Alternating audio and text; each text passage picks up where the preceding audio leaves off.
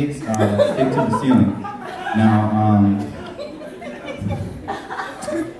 the missionaries, we have to prepare food, and I would come over and I would try to cook for the ladies. And when I would cook for the ladies, I would flip the pancakes, and when the pancakes would flip, it would get stuck to the ceiling, and I would wait, and I would wait for the pancakes to stick to the ceiling, and I would call a missionary over right under the pancake.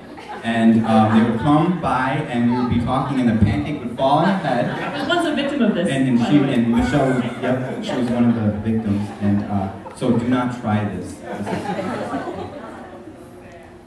So if you guys remember the presentation that Jared and Sam did, you know, last slide about the days before cars. This was a picture of the missionaries before cars. Wasn't that Ezra and Jawa? Yeah. I know that Che was really into running. He's always out there at 7 a.m. And whenever he comes out of the bedroom ready for his run, he always looks like this.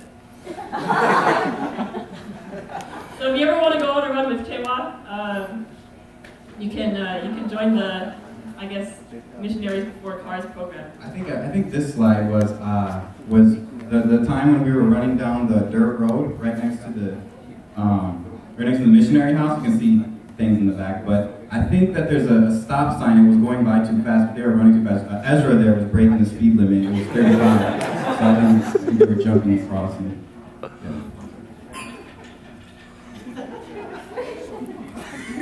Michele, you know exactly what we're talking about.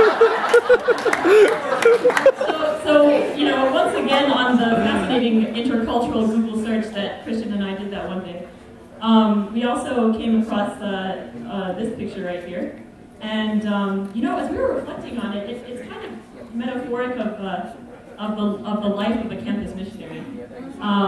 You see, these are very clashing colors here, and sometimes you get personalities that clash and don't really go together. But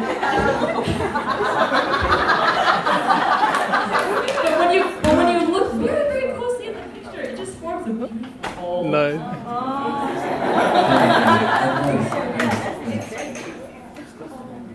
Oh, this is perfect. I love this poem.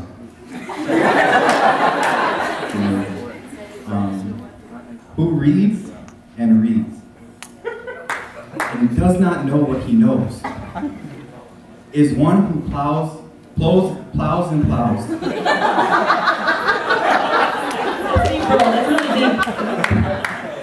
And never sows. Wow, I'm touched. I'm that's like.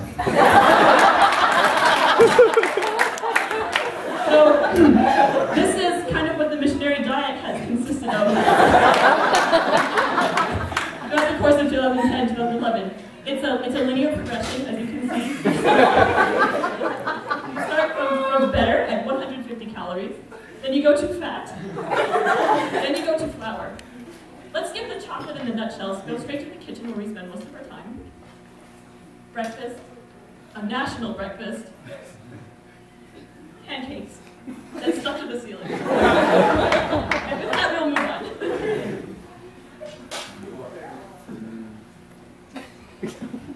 You guys see it, right?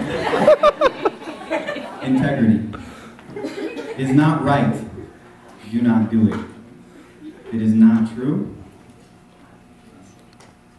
Marcus Aurelius. Do not say it. I wasn't trying to say it.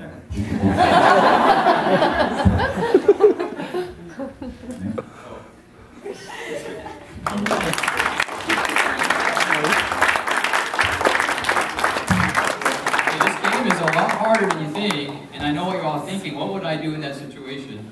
I'm going to ask two missionaries to come up here. Is any missionary dying to get up right now? I think JB is freaking out. Like, okay, Crystal, come up here. And Crystal, if you were to choose a partner, who would you choose? Who do you want to be with you? Ezra, come on.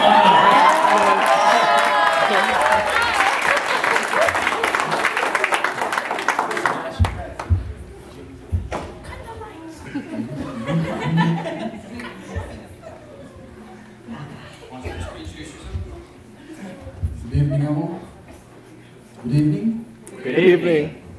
My name is Ezra. I come to you all the way from Kenya, and we're going to be doing a presentation for you. And I'll let my sister to introduce herself. My name is Crystal, all the way from 7 Mile, Detroit. Not that far. So we're going to do a presentation, and can we have the first copy?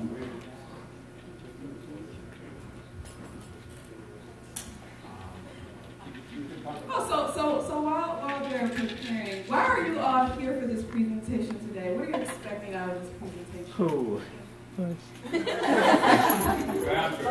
Efforts. Motivation. Laughter. Joy. Some of you seem like you have nothing. Wait a minute. Is this I thought we had. Oh, we changed it up, sorry. Oh. Okay, to start us off, this presentation that we're going to do is titled Presentation B. And as we shall be progressing through, you will see what B stands for. So, can we go to the next slide to talk more about B?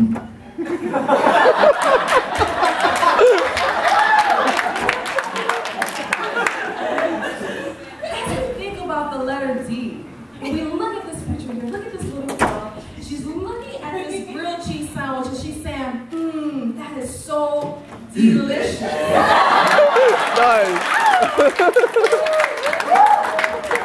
Isn't this such a delightful color with the yellow in the background? Let's go to the next slide and see how this D progresses. You know, when you're driving, sometimes you're gonna face some trials and challenges, especially if you don't know how to drive well. And so recently they've been working on the roads on I-94, and there's a detour. And you don't want to see a So be careful as you're driving, because you don't want to get lost. So be cautious, because there are so many detours, especially as we come into summer. So here again, you see B standing for detour. Let's go to the next one.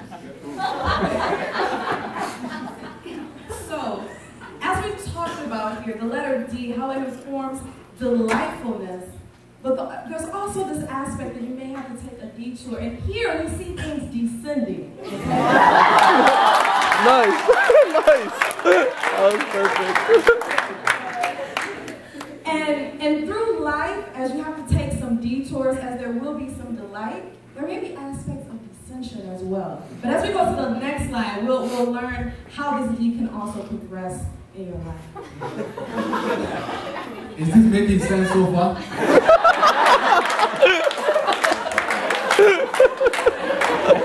If it is making sense so far, it is definitely affirming yourself.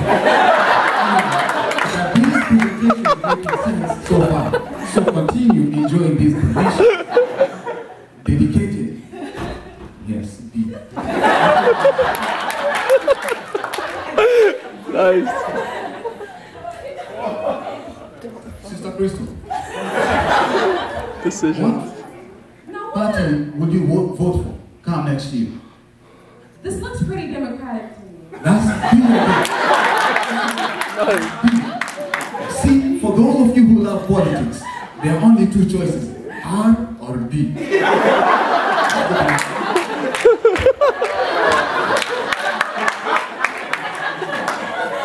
I can see some of you are dedicated to laugh. Tell them more. To learn in life as there are delights, and as things may cause you to have a detour, and as we saw, there may be times of dissension, okay? There just may be people around you who are very delinquent. And they're gonna laugh at your dreams and at your motivations to progress with determination. And dedication. And devote yourself. No power to be. Don't tell all the words. Oh, okay. You have to develop.